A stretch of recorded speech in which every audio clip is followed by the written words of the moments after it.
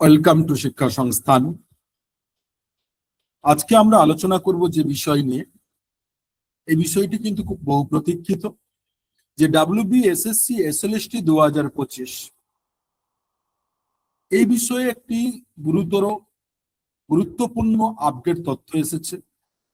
যে আপডেট তথ্যটি এইরকম: গত 30শে June West Bengal board of secondary education WBESE তারা আমাদের রাজ্যের প্রত্যেকটি ডিআই অফিসে একটি নোটিশ দিয়েছে। যে নোটিশে কি বলা হচ্ছে, যে নিউ ভ্যাকেন্সি তথা টোটাল আজ পর্যন্ত যত ওয়েস্ট বেঙ্গলের ভ্যাকেন্সি রয়েছে সেই প্রত্যেকটা ভ্যাকেন্সি আপডেট জানাতে।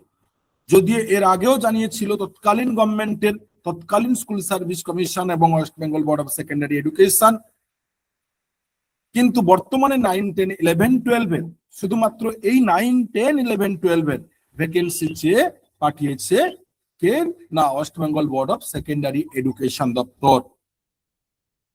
এইবারে বিষয় এখানে কি চেয়েছে না, শুধুমাত্র নিউ ভ্যাকেন্সি নয়, 2016 সালের যারা টিচার ছিলেন, যারা টেন্টেড নয় এবং তাদের এবং নতুন যে 2016 পরে যত ভ্যাকেন্সি আজ পর্যন্ত রয়েছে তার দুটো, অর্থাৎ এই দুটো ভ্যাকেন্সি চেয়েছে। প্রথম কিন্তু এই বিষয় নিয়ে বারবার বহু চর্চিত হয়েছে যে 2016 কতজন স্কুলে রয়েছে তার কিন্তু ডাইরেক্ট কোনো ডিক্লারেশন পাওয়া যাচ্ছে না। এই প্রথম দুই ধরনের টিচার 16তে কত ছিলেন যারা জয়েন করেছিলেন এবং নিউ ভ্যাকেন্সি কত, এই টোটাল 9, 10, 11, 12। এইবারে বিষয়, তাহলে যদি এই আপ টু ডেট এইবারে চাই, তার মানে কিন্তু 2025-26 যারা রিটায়ার্ড করেছেন এটসেট্রা বা নিউ স্কুল ক্রিয়েট হয়েছে তার এই দেখতে গেলে প্রায় 8 থেকে 10 হাজার কিন্তু ভ্যাকেন্সি নতুন এড হয়। এইবারে বিষয়, এই যে নতুন ভ্যাকেন্সি আসছে, তাহলে এই ভ্যাকেন্সিতে এই সরকার 2025-এর SSC SLST তে ইনক্লুড করবে কি না? দেখুন, এটি পুরোটাই কিন্তু রাজ্য সরকার এবং স্কুল শিক্ষা দপ্তরের বিষয়। তারা করতে পারে 2025-এর সাথেই, আবার এটা পরবর্তী 2026-27 যে নতুন SSC SLST তার জন্য সিট রিজার্ভ রাখতে পারে। তবে 2025-এর 9, 10, 11, 12 প্রচুর ক্যান্ডিডেট এমন রয়েছেন 11, 12 যারা 2016 সালে চাকরি পেয়েছিলেন কিন্তু তারা ওয়েটিং লিস্টে আছেন, ওয়েটিং লিস্টের শেষের দিকে আছেন। তাহলে তাদেরকে যদি নিতে হয় তাহলে কিন্তু ভ্যাকেন্সি আপডেট করাতেই হবে তথা বাড়াতেই হবে। মানে এই যে 8 থেকে বললাম 10 হাজার ভ্যাকেন্সি, এই ভ্যাকেন্সি যদি এবারে নতুন অ্যাড না করে তাহলে ওয়েটিং লিস্ট থেকে সেই টিচাররা কিন্তু আসবেন না। কারণ মাথায় রাখবেন, টোটাল ডাক পেয়েছিল প্রায় 9, 10 ডাক পেয়েছে প্রায় 40,000, 11, 12 প্রায় 19,000 ডকুমেন্টস ভেরিফিকেশনে। দুই মিলিয়ে যদি দেখি আমরা কত না 59,000, 59,000।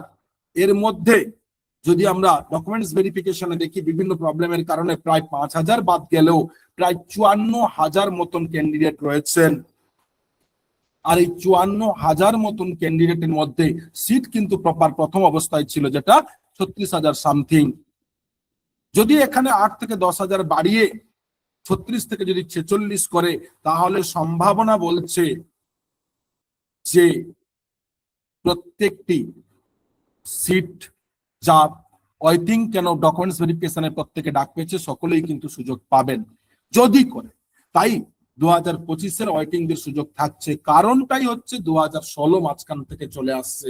এদের চাকরি সকলকে দিতে গেলে সিট বাড়ানো ছাড়া কোনো উপায় নেই স্কুল সার্ভিস কমিশন এবং রাজ্য সরকারের। তাই প্রত্যেকে বলবো যারা 2025-এর 9, 10 এর ডকুমেন্টস ভেরিফিকেশন ইন্টারভিউর জন্য ওয়েট করছেন তারা প্রস্তুতি শুরু করুন, এবং যারা একাদশ দ্বাদশের অলরেডি প্যানেলিস্ট হয়ে গেছে তাদেরকে বলবো অপেক্ষা করুন।